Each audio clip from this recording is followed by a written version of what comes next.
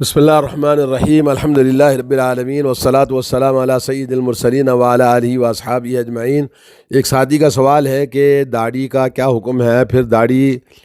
چھوٹی کر سکتے ہیں یا داڑھی کی اصلاح کر سکتے ہیں؟ تو اس سلسلے میں آئیے ہم اس کا جواب سنتے ہیں اور علماء اکرام نے کیا کہا ہے۔ پہلی بات تو یہ کہ داڑھی کا مونڈنا حرام ہے، داڑھی کا مونڈنا حرام ہے۔ اور داڑھی جیسا کہ جو بال مرد کو ٹھوڑی پر اور اس کے داڑھی جس کو ہم عام طور پر لوگ جانتے ہیں کہ داڑھی جی چہرے پہ آتی ہے، اور یہ تمام علماء کا اتفاق ہے،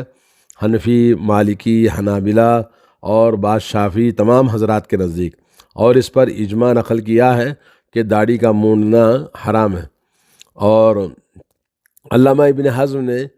لکھا ہے کہ واتفقوا ان حلق جمیع اللحیۃ مثلۃ لا تجوز، کہ تمام داڑھی کا بالکل شیونگ کرنا یہ مسلح کرنا ہے۔ مسلح کہتے ہیں کہ جیسے کسی آدمی کو جب دشمن کو قتل کرتے ہیں تو اس کے چہرے کو بگاڑ دیتے ہیں،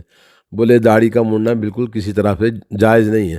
اور اس پر تمام کا اتفاق ہے۔ اس پر علامہ ابن تیمیہ نے اور اسی طرح ابن قطان اتفقوا انہوں نے بھی لکھا ہے کہ یہ داڑھی کا مونڈنا حرام ہے۔ اسی طرح سے بہت سارے اور بھی علماء نے لکھا ہے، کیونکہ نبی کریم صلی اللہ علیہ وسلم کی جو احادیث ہیں ان کی مخالفت ہوتی ہے اس میں جی۔ اور اس میں پہلی حدیث ہے حضرت عبداللہ بن عمر رضی اللہ تعالیٰ عنہ سے کہ رسول اللہ صلی اللہ علیہ وسلم نے فرمایا اعفوا الشوارب واعفوا اللحى، کیا کہ مونچھوں کو کاٹو اور داڑھی کو بڑھاؤ۔ اور یہ حدیث صحیح بخاری صحیح مسلم کے اندر آئی ہے، اور یہ حدیث صحیح مسلم میں حدیث نمبر 259 اور بخاری میں 585۔ اور دوسری حدیث ہے اسی طرح حضرت عبداللہ بن عمر رضی اللہ تعالیٰ عنہ سے نبی کریم صلی اللہ علیہ وسلم نے فرمایا خالف المشرکین وفروا اللحى، مشرکین کی مخالفت کرو اور داڑھی کو بڑھاؤ، واعفوا الشوارب اور مونچھوں کو کاٹو۔ یہ بھی حدیث بخاری اور مسلم کے اندر آئی ہے، اور اس حدیث کے اندر بھی جیسا کہ آپ نے بخاری کی نمبر ہے 5892۔ ایک اور حدیث حضرت عبداللہ بن عمر رضی اللہ تعالیٰ عنہ سے ہی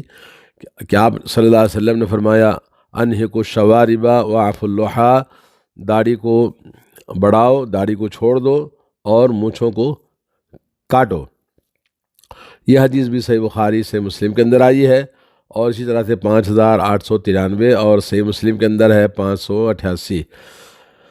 اور اسی طرح سے ایک اور حدیث ہے جس میں نبی کریم صلی اللہ علیہ وسلم سے انہ قال اعفوا الشوارب واعفوا اللحى،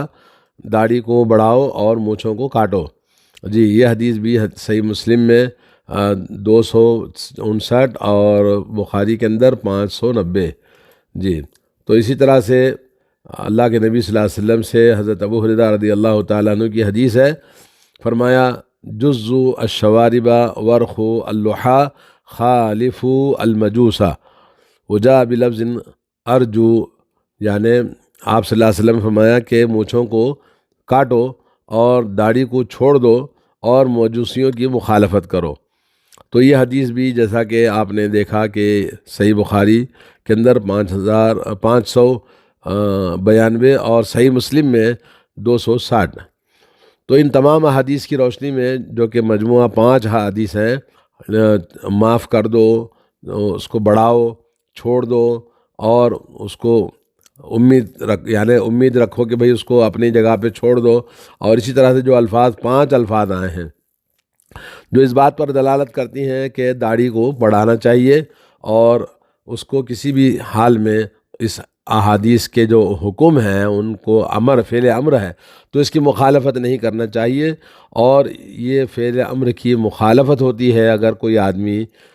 داڑھی کو کاٹتا ہے، کیونکہ حکم کا جو صیغہ آتا ہے عربی میں وہ وجوب پر دلالت کرتا ہے۔ اور دوسری چیز یہ کہ اس حدیث کے اندر جو داڑھی کے مونڈنے کے سلسلے میں کفار کی مشابہت ہے، جیسا کہ حضرت عبداللہ بن عمر اور حضرت ابو ہریرہ رضی اللہ تعالیٰ عنہما کی حدیث دلالت کرتی ہیں،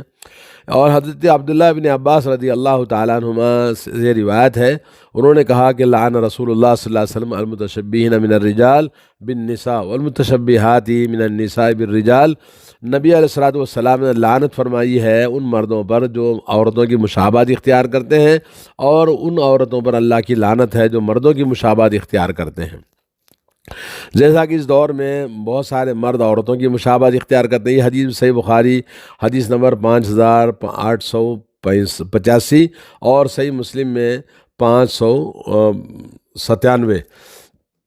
یہ حدیث بھی بتاتی ہے جیسا کہ آج ہمارے اس دور میں عورتیں بہت سارے مردوں کی مشابہت اختیار کرتی ہیں، بال کاٹنے میں، لباس میں، جینس پینٹ پہننے میں، لباس کے اندر، اور مرد بھی آج بہت سارے عورتوں کی مشابہت اختیار کرتے ہیں، انگوٹھیاں پہننا، گلے میں چین ڈالنا، انگوٹھیاں اور کڑے پہننا اور مہندی لگانا اور نہ جانے کیا کیا، شیونگ تو کرتے ہی ہیں۔ تو یہ تمام چیزیں دلالت کرتی ہیں کہ اللہ رب العالمین کے حکم کی خلاف ورزی، اللہ کے نبی صلی اللہ علیہ وسلم کے احکام کی بالکل حرمت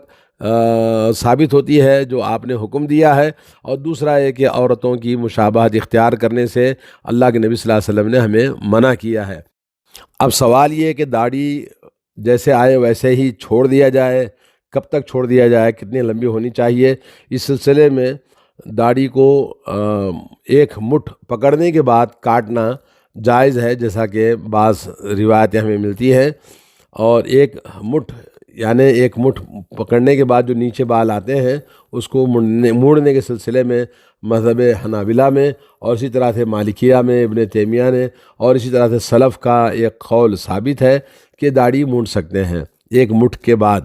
حضرت نافع حضرت عبداللہ بن عمر رضی اللہ تعالیٰ عنہما سے روایت ہے کہ رسول اللہ صلی اللہ علیہ وسلم نے فرمایا خالف المشرکین وفر اللحى واحف الشوارب۔ تو حضرت عبداللہ بن عمر جب حج کو جاتے اور حج کے یا عمرے کو جاتے تو عمرے سے حج کے فارغ ہونے کے بعد میں اپنی داڑھی کو جو ایک مٹھ سے زیادہ ہوتی تھی اس کو کاٹتے تھے۔ یہ چیز جو جیسا کہ بخاری کی روایت میں حضرت ابن حجر کہتے ہیں کہ اس بات سے پتہ چلتا ہے کہ یہ خاص احرام کھولنے کے بعد یا حج اور عمرے کے لیے خاص نہیں ہے، بلکہ آدمی کبھی بھی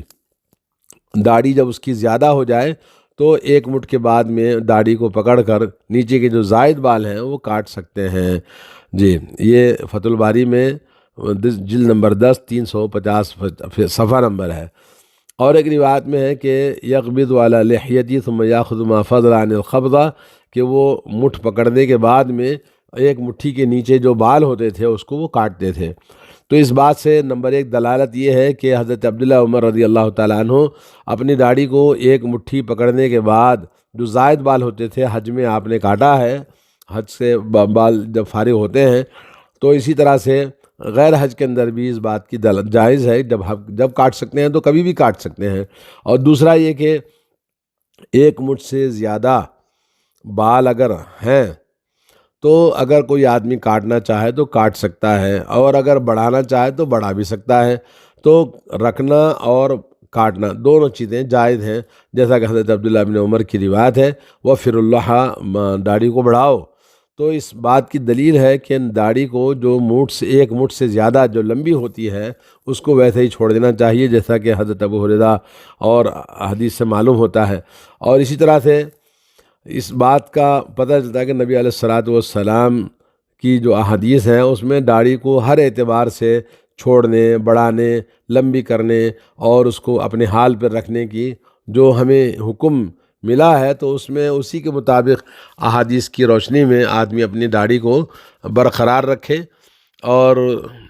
جائز ہے جی، داڑھی ایک مٹھ سے زیادہ کاٹنا چاہے تو کاٹ سکتے ہیں۔ باقی داڑھی کے موڑنے کے سلسلے میں جو شیونگ کرتے ہیں وہ تو غلط ہے، اور اسی طرح سے جب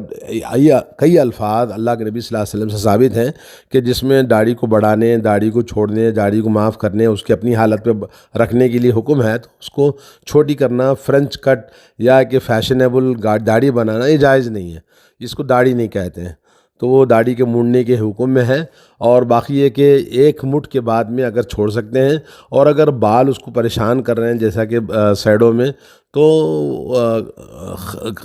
جیسے گال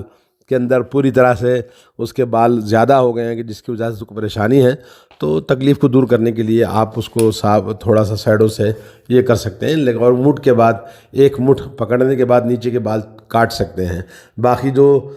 فرنچ کٹ ہے یا چھوٹی سی فیشنیبل داڑھی ہے، یہ اس کی اجازت نہیں ہے اور یہ چیز جائز نہیں ہے۔ اور باقی یہ کہ داڑھی صرف نام کے لیے جیسے بال لوگوں نے فیشنیبل بنا رکھا ہے، غیر مسلم بھی رکھتے ہیں، تو یہ چیز شریعت کا مذاق ہے اور یہ اسلام میں نبی علیہ السلام کی اتباع نہیں کہلائے گا۔ البتہ جیسے حضرت عبداللہ بن عمر اور حضرت ابو ہریرہ سے ثابت ہے کہ وہ داڑھی ایک مٹھ کے بعد میں نیچے کے بال کاٹا کرتے تھے، تو اس طرح سے کاٹا جا سکتا ہے جی۔ السلام علیکم ورحمۃ اللہ۔